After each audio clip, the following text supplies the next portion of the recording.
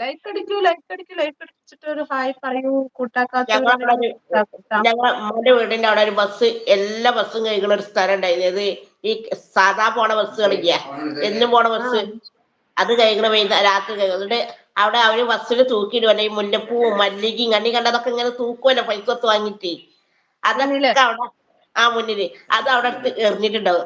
അങ്ങനെ എന്റെ ഉമ്മാന്റെ അമ്മ അതൊക്കെ എടുത്തോണ്ടിരിക്കും. ഇതിരുതാ പൂ മല്ലിക തൈ ഉണ്ടാവും തന്നെ. അങ്ങനെ എന്നും വെള്ളം പോണോടത്തൊക്കെ ഈ പൂവിന്റെ തൊട് നിറയെ ഇതിന്റെ എന്താണ് ഈ കാരണം ഈ വണ്ടി കേൾക്കണ അതിന്റെ അടുത്താണോ ഓരോ വീട്?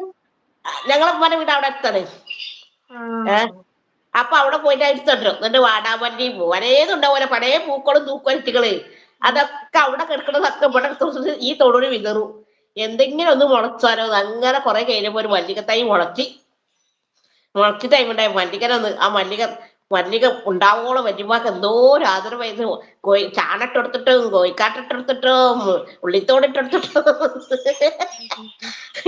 അങ്ങനെ വലുതായി. അത് കൊറേ പൂട്ട് എത്ര ഒരു